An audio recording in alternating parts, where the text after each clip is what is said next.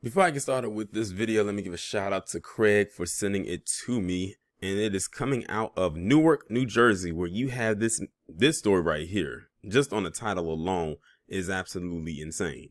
It sounds like something out of a movie, or excuse me, a television show. So in this picture, you see a man by the name of Luis Santiago, and he's 25 years old. He is a police officer. At this point, he probably was, as in past tense, a police officer.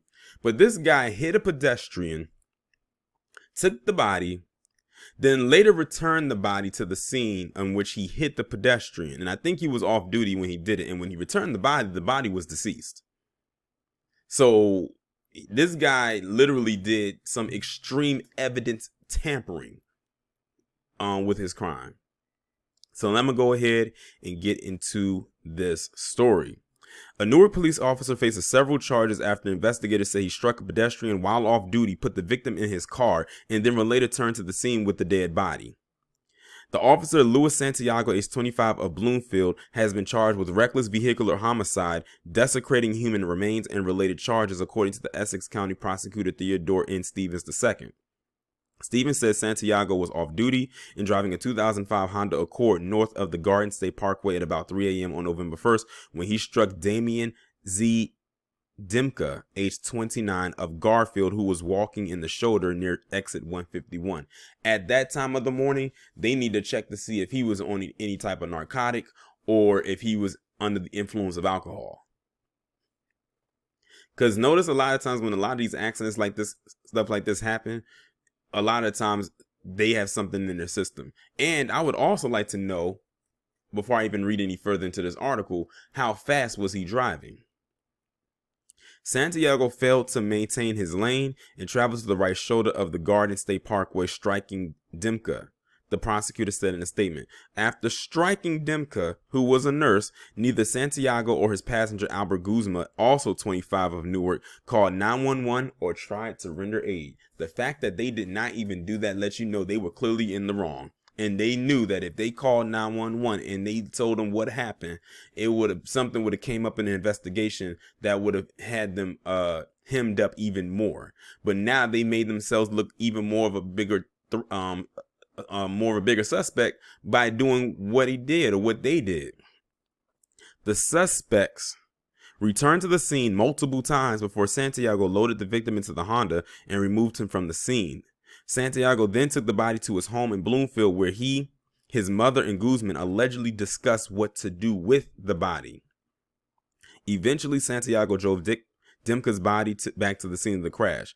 Santiago's father, who was a lieutenant in the Newark Police Department, called 911 and reported that his son was in an accident.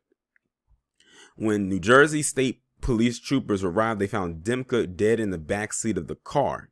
Santiago was charged with vehicular homicide, leaving the scene of a crash, resulting in death, endangering an injured victim, desecrating and moving human remains, hindering one's own apprehension, conspiracy to hinder prosecution, tampering with physical evidence, obstructing the administration of law, and 2 counts of official misconduct. Investigators charged Guzman, the passenger, with a conspiracy to desecrate human remains, hindering apprehension, and conspiracy to hinder apprehension and tamper with physical evidence. Annette Santiago, age 53, of Bloomfield, the mother of Luis Santiago, was charged with the same offenses as Guzman. All 3 were arrested and released pending court hearings, the prosecutor said. So all 3 of them just ain't shit. And the only good person in this whole story was the father, who actually was concerned about what his son, the crime in which he committed.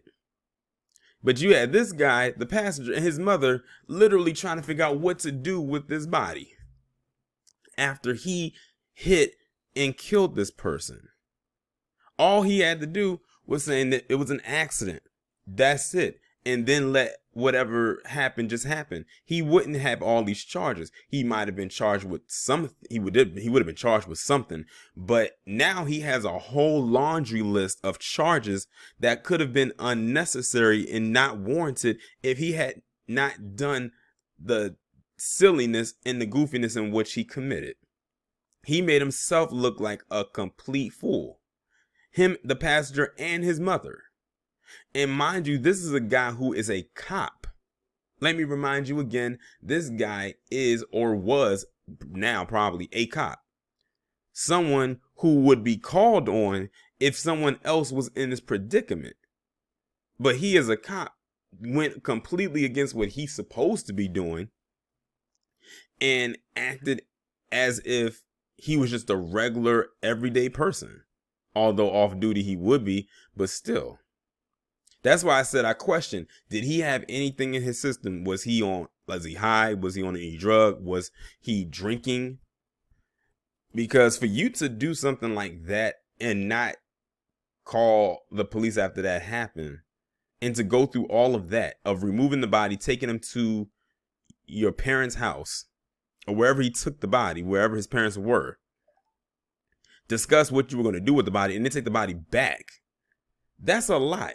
And I don't know what the distance was between his home or wherever he was going and where the scene of the accident happened. Because this went from being an accident now to a crime scene. It went from an accident scene to a crime scene. He's an idiot. He is a fool. And I hope he gets every bit of punishment that he possibly can. And not only him, but also his friend and his mother deserve all that comes their way as well. Y'all let me know what y'all think about this down in the comments.